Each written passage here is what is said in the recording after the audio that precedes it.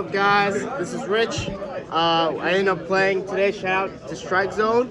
Ended up making top cut today, and we ended up splitting it. It was 6 rounds today, 64 people.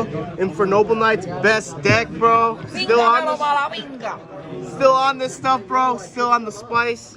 I'm gonna just, my matchups today. So round 1, I played Prank Kids with Brave Token. I won that one, lost Backrow. Gearfried's a card, just saying it. Gearfried is a card. Round 2, I played Scott Striker. I played this guy over here, also in top cut. Round 3, I played Tri Brigade Pure.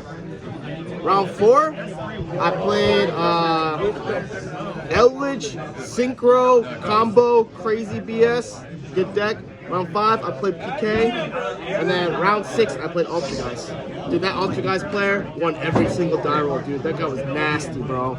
Yeah, that guy is nasty. So we're gonna go out and just do the deck profile. Any changes to my deck? I think I need to have 6 Backrow 8 cards. I got a little greedy and put 4 in this format. But, let's just get into it. So we're gonna start off with the best normal summon of the game, YuGiOh Space Connector. We're gonna run 3 copies of that. You know what it is. I find myself signing this out a lot. Game 2, post side. If I'm going second, I side this package out. Hand knowledge is not as good as when you're going second, and Sublimation Knight, I think it's just better as a normal summon. It's a Fire Warrior monster. They can't ash it. I play 3 Sublimation Knight. I literally like to have top decks that do something. Sometimes we do have to grind. It's not just an OTK deck. Squeak deck is your target for Sublimation Knight. It also has a lot of synergy with 3 Gearfried, Collector Rare, you already know. You can equip any card from your deck, banish the card that you equip, and special summon Gearfried. A lot of times you're just either getting hand trapped to death or like a simplified game state. Gearfried's enough to carry you for the game. This card can literally out 3 cards. You attack one, equip the other, and if they try to negate something, you just negate with your Gearfried. The card's insane. Sublimation Knight is also played because there's Flounderies players in Houston. 1,000 defense doesn't seem like a lot, but none of our cards that can be normal summoned have more than 1,000 attack. Yep. You'd have to open up an Oliver with a Divine Sword. This card can literally just attack over it. And when you get a cool interaction is like a lot of times, if you don't really have enough gas to go in, this card's a 1-card Herald of Arclight. So like what you could do is like if you really have like low resource game or you don't have like a good combo to do, you can normal summon this, make a Herald of Arclight, and then if you have a Gearfried or something, you can end on 2 negates, which is better than nothing, right? But like I just want to play cards that just have so much value that add to the deck. This is an auto +1, has a lot of synergy. A lot of times if I open an extender with this and I open a DDR, if I know my Soul Day can get hit and I'm very vulnerable, or if I want to go for the Dolphin play, I'll equip the Tuner and Oliver. So then I have 2 Warriors, I put the Oliver to grave, I go into a Soul Day and I automatically have a Tuner extender because this turbos it out. So then it allows you to go into Aqua Dolphin play. And I did that a lot today just to kind of be safe. I think a lot of game 1s you play differently because people aren't running a lot of hand traps through the Brave Token engine. Literally, like I played like 4 to 5 of my rounds all played Brave Token. It was crazy. But you just want to play cards that give you a lot of value, and I just really like this card, Sublimation Knight. I have maybe 6 to 7 normal summons, and I'm actually running like a heavier build. I'm running 46 cards, but I really like this card. I would never cut it. And post side, I always keep the Sublimation Knight instead of the YuGiOh Space Connector. I cut this for more hand traps. Like I said, Gearfried, this card's insane. It plays around the Scythe block. If you can make a Gearfried, you can just take apart their board, and then like you still have a negate. It just allows you to still play the game of Yu-Gi-Oh. It's also really good against Window. Next, I'm playing 2 Fireflint Ladies. I love this card. I used to have it at 3, but with this format, I had to run more defensive cards because the Brave, like PK, is like such a good deck that like you have to run more defensive cards to play. And you know, everyone's deck list should change based on the format that you're playing. And last format I could play less hand traps, but like I need to run more of this format just because of the decks that are being played. So 2 Fireflint instead of 3. Next, we have the best extender in the deck, Oliver. I love this card. It's just your insurance policy, and it allows me to always, when I see this card, it allows me to always get Dolphin and get hand knowledge. If you get hand knowledge, you win with this deck. Also, the fact that it's level 1, when you special summon, you can make a Herald of Arclight after you make a Dolphin. A lot of times, like, people just try to push too much. I know it's a very greedy, combo-centric deck, but it's okay to stop and just control the tempo with a Gearfried and a Herald of Arclight. It's okay, because we're running more hand traps this format, so you have 3 interruptions to stop your opponent. Next, we run the 1 Gemba. This card, not that great, but it's the tuner that you choose to summon off of it. So.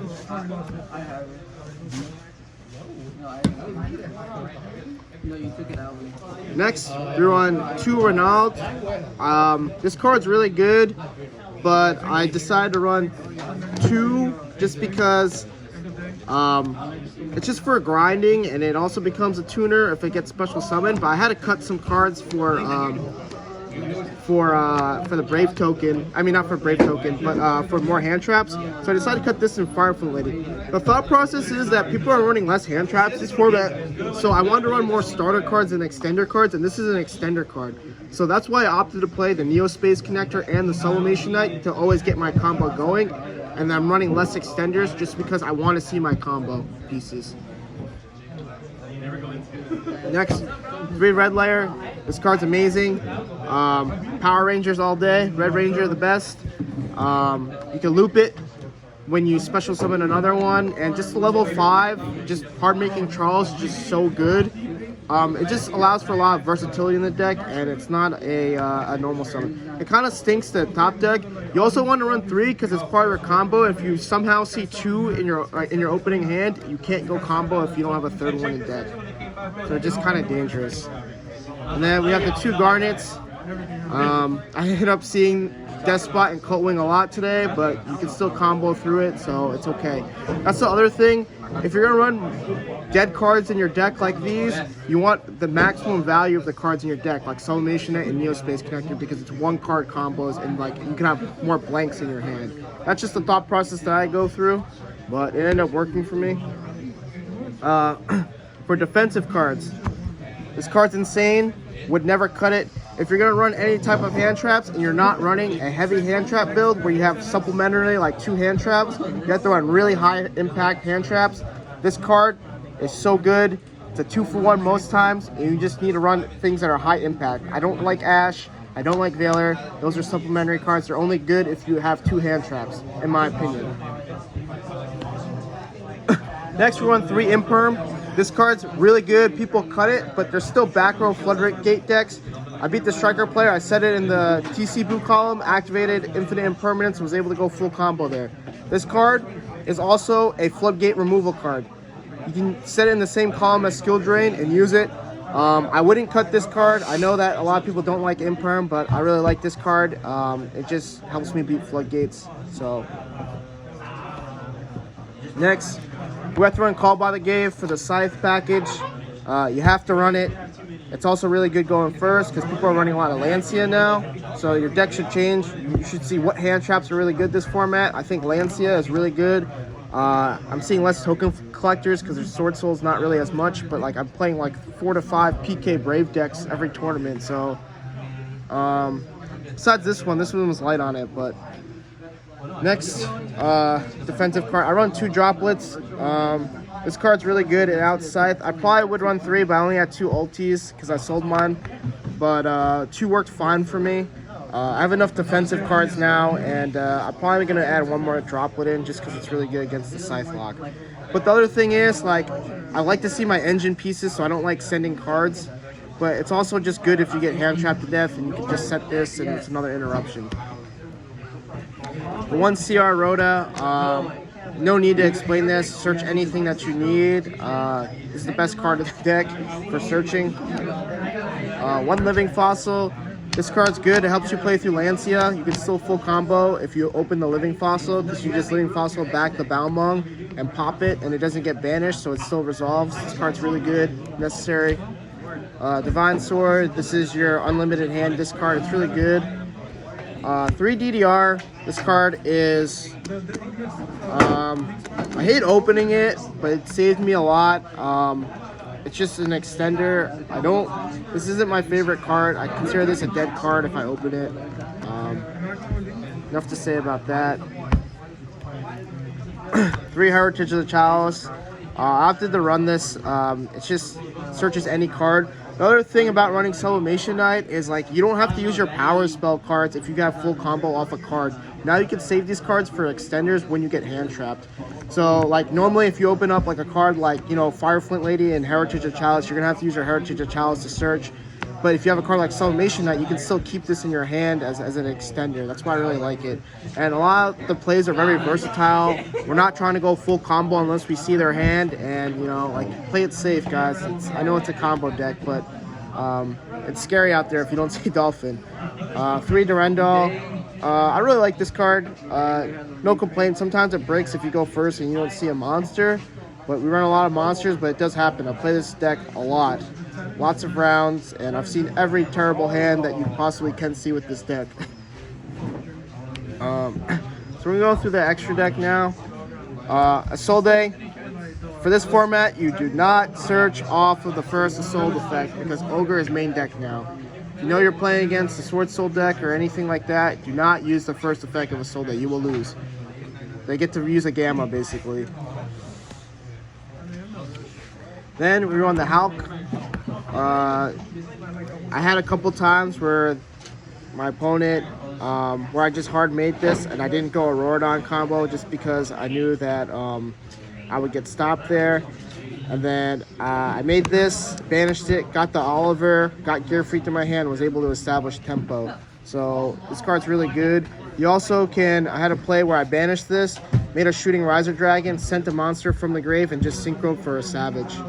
The card's really good. Rorodon. When this card gets banned, I'm going to stop playing this deck, but until then, we're going to keep playing it. Next, we got Unicorn. Great card. Spin back Backrow, spin back DPE, spin back Eldritches back into the deck. Very versatile card. It beats the Sword Soul card that can't be destroyed by battle. Just really good card. Wouldn't cut it. Very versatile. I want Appaloosa. I love this card. If they imprint your Rorodon, you can still make an Appaloosa. And sometimes, like I said, 2 negates is enough to stop them. Appaloosa with Herald, Appaloosa with Gearfried. This card's really good. I actually make it quite a bit. Like, because I make this card, I force Nibiru a lot. They have to nib me before I make my Appaloosa, so. Next we have our Synchro monsters. 1 Herald of Arclight. This came up a lot. If you Living Fossil this back, it can still use its negate because it's only negated while it's on the field from Living Fossil. So keep that in mind. Also, we turbo this out when we're playing hand trap decks and we need to keep going. I played against Striker today. I had to play against an Ash, a Veiler, and a Token Collector, and played through all of them. Like, I get hand trapped like crazy with this deck, and I still win.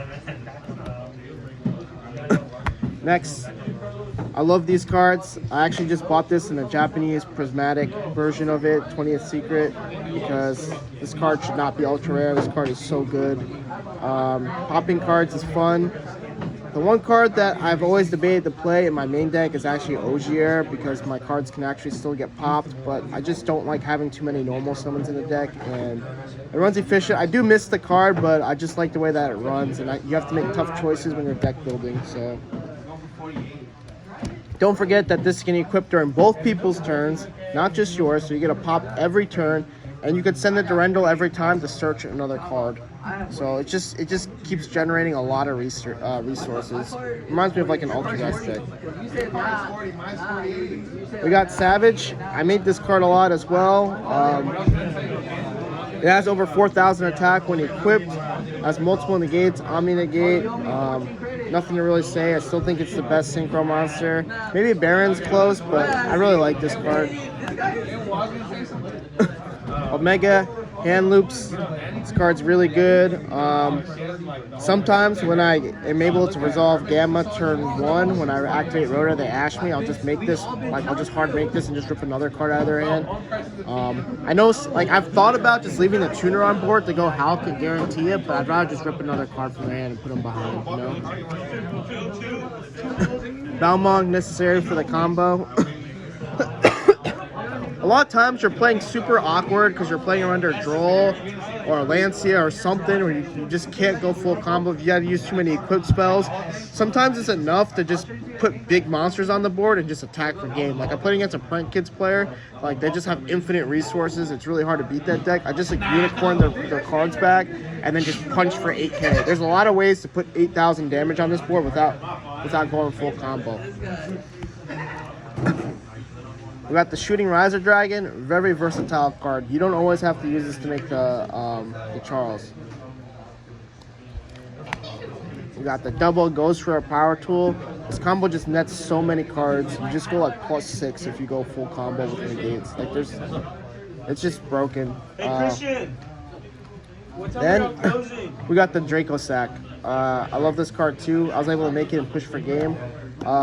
You really have to out this card because the next turn they just generate 3 bodies if you don't out it. So it's just really good. And then shout out to my homies at Hero Collectibles. Someone made me this. I forgot what their name was, but it's cool. I like these tokens. Next, we're gonna go for the extra deck. So great card, Red Reboot. When I played the Prank Kids player, he played my old Infernoble deck. He exchanged me. He's like, dude, I saw you do it. I wanted to run it. He took my Red Reboot. I was screwed because he had an Imperm, so I would have went full combo if I had Red Reboot there because I was going to kill him turn 2. Necessary card. This card's at 1 for a reason, which is really good.